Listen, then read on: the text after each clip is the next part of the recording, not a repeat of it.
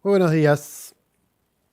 La semana pasada compartíamos algunas reflexiones del catedrático y analista geopolítico norteamericano John Mearsheimer sobre las motivaciones de Estados Unidos para hostigar a Venezuela, lo que reflejaba, según este analista, una pérdida de control. Repasemos algunos elementos de este análisis que hacía este referente de la escuela realista, que sostenía que Occidente dependió históricamente del crecimiento perpetuo financiado por deuda. Todas las crisis financieras, según afirma, desde los 70 para acá, se han afrontado con expansión del crédito y el consumo por parte del imperio. En ese contexto, la negativa de Chávez primero y de Maduro después de habilitar la financiarización de los activos petroleros venezolanos, sobre todo del estatal PDVSA, representa la imposibilidad de emitir miles de millones o millones de millones de dólares, o sea, uno de los pilares de ese crédito mundial. Dólar que además le permite reimpulsar su moneda o le permitiría reimpulsar su moneda en los intercambios comerciales a escala planetaria, sobre todo para poder controlar las materias primas o el comercio de materias primas. Según Mearsheimer, el objetivo de Estados Unidos en este hostigamiento es recuperar el control de sus activos dentro de las finanzas occidentales. El pecado, decía Mearsheimer, no es el socialismo de Venezuela, sino ser un país soberano. Pero es Venezuela, que es un socio de hecho de los BRICS, como podía ser Nigeria, que es un país asociado a los BRICS, como lo puede ser Colombia, recientemente asociado al Banco de los BRICS, o lo puede ser México y su Golfo, Groenlandia o Canadá. Y la excusa siempre es la misma: combatir al narcotráfico, a los derechos humanos, al comercio. Lo que está de fondo siempre son bienes estratégicos como los hidrocarburos, las tierras raras u otros. Ahora, completemos el panorama de esta situación. Desde el 1 de octubre, el gobierno de los Estados Unidos está literalmente cerrado, ese famoso shutdown que ya lleva 39 días, superando los 35 que había estado cerrado en su primer mandato. Es el más largo de la historia y cuesta aproximadamente 15.000 millones de dólares por semana al gobierno estadounidense, que entre otras cosas ya provocó, por ejemplo, la suspensión de alrededor de 1.200 vuelos aéreos, o que, por ejemplo, los militares desplegados a lo largo del mundo tengan que andar mendigando comida por no haber cobrado sus sueldos. Como segundo elemento, el miércoles de la semana pasada se conocía el resultado de las elecciones a alcalde en algunas ciudades importantes, entre ellas Nueva York, en la que ganó el socialista democrático, inmigrante ugandés y musulmán, y sobre todo antigenocidio, Zoran Mamdani. Habrá que ver qué hace o qué le dejan hacer de todo lo que dijo, pero a primera impresión hace recordar mucho a la victoria de Obama, y ya sabemos qué pasó después. La paradoja de este hecho la comentaba el analista geopolítico brasileño Pepe Escobar hace algunos días. Mamdani resultó electo en la ciudad que allá en 2001 fue escenario de aquellos atentados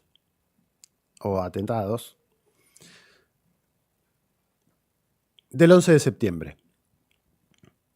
Eso que desencadenaron lo que Occidente bautizaría como la lucha contra el terrorismo, esa abstracción. En realidad, una lucha de terror o terrorista contra los pueblos de Afganistán, de Irak, de Libia, de Siria, por solo nombrar algunos. Lucha que dejó millones de muertos, un saqueo alevoso de bienes estratégicos, sobre todo de hidrocarburos, y la destrucción de ciudades enteras. Ahora, ¿quién fue el artífice de esa supuesta lucha contra el terrorismo? Dick Cheney, un neocons que en su momento ostentaba el cargo de vicepresidente de George W. Bush hijo, pero que en la práctica todos dicen que es el que tomaba las decisiones. Escobar sostiene que desde inicio de aquel 2001, incluso antes de que se produjera la caída de las Torres Gemelas, el genocidio ya había sido planificado para saquear a esas naciones. El tercer elemento es el ya mencionado, o es la ya mencionada derrota del occidente colectivo en territorio ucraniano. En el reciente encuentro que tuvieron hace algunas horas el presidente Trump y su homólogo húngaro Viktor Orbán, el norteamericano, en rueda de prensa medio bromeando, le pregunta a su par si creía que Ucrania podía ganar.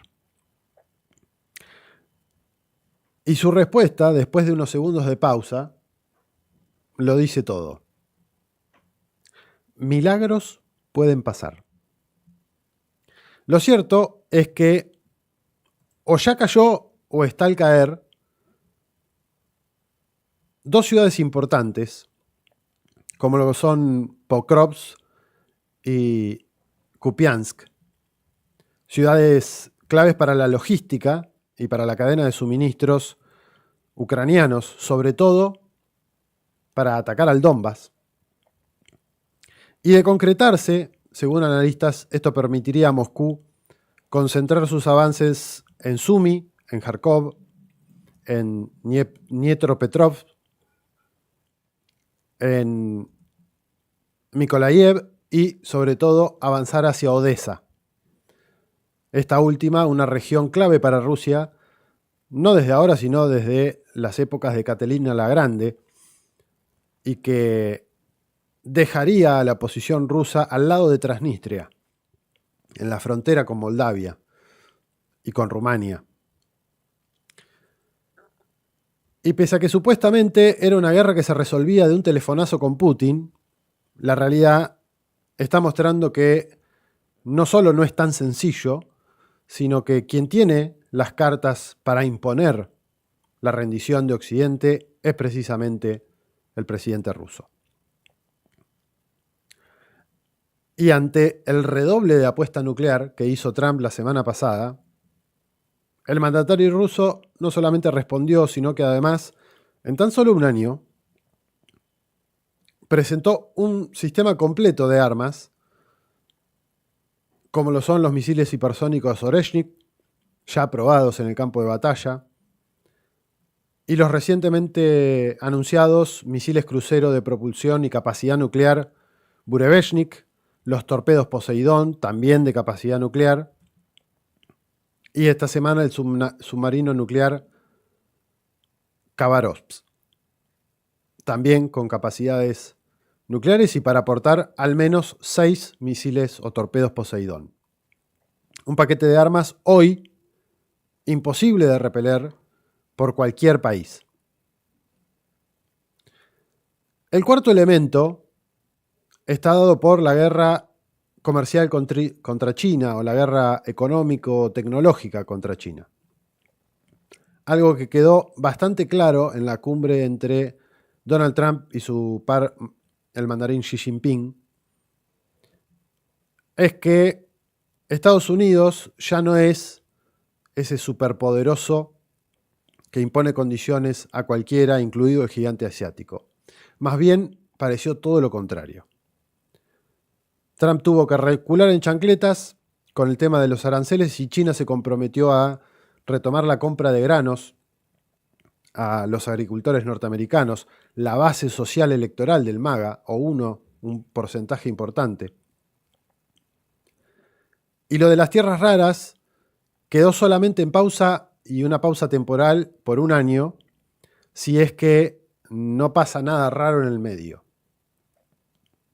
De ahí la desesperación del magnate de peluquín naranja por hacerse con el control de minerales en otras latitudes.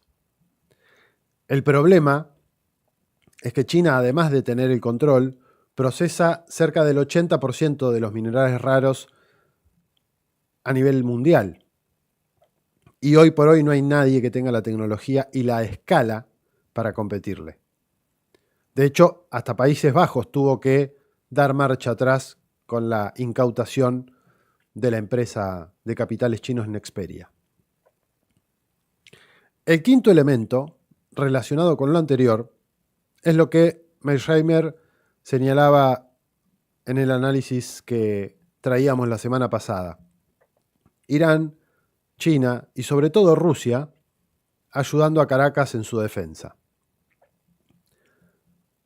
Putin provee a Venezuela aviones caza Sukhoi, Su-30 Mk2, los sistemas antimisiles S-300, Antey 2500, Buk M2E, los S-125 Pechora, entre un montón de otros sistemas de armas.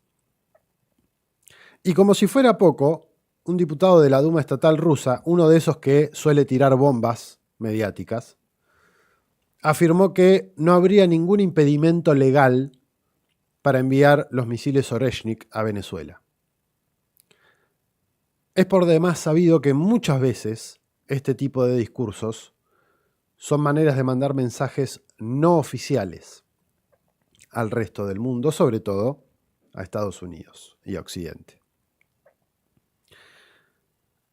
En coincidencia con Mearsheimer, el analista geopolítico mexicano Alfredo Jalife hablaba sobre este hecho y remarcaba que particularmente el ingreso de Venezuela de ayuda militar rusa podría girar los cañones norteamericanos de Caracas a Abuya. Y no es menor, Abuya, capital de Nigeria. Y no es menor que, por lo menos por ahora, lo que se sepa es que el portaaviones USS General Ford permanezca en las costas al oeste de Marruecos y no haya continuado rumbo al Caribe como se había anunciado. Sumado a todo esto, un Trump diciendo que va a ir por la reelección en 2028, cuando esto es anticonstitucional. No olvidemos la justificación que en algún momento hizo de que un Estado en guerra no necesariamente debe realizar elecciones, y esto lo hizo hablando con Zelensky, que no llamó a elecciones el año pasado en Ucrania. Una carrera por la inteligencia artificial que están perdiendo y que ya reconoce incluso el CEO de Nvidia. El presidente Johnson de la Cámara de Representantes diciendo que si pierden las elecciones del próximo año, que son las de medio término o parlamentarias aquí, los demócratas van a sacar a Donald Trump de la presidencia con un juicio político. La militarización de grandes ciudades que ya estamos viendo dentro de Estados Unidos, la cacería de brujas a los migrantes. El secretario de Guerra Hessen diciendo que están en guerra y criticando la burocracia del Pentágono para comprar armamento. O el propio Steve Bannon, uno de los mentores del Make America Great Again, alertando que si no se vuelve a la agenda real del MAGA, no solo van a perder, sino que los van a encarcelar a todos. Occidente colectivo se está desmoronando. La debacle servil europea también es cuenta de ello. Pese a su altanería y verborragia, Trump está perdiendo en lo militar, en lo económico, en lo tecnológico, en la carrera por la inteligencia artificial, en el predominio del dólar a nivel global e incluso en lo que creían que siempre dominarían lo que consideran su patio trasero, que es nuestra América.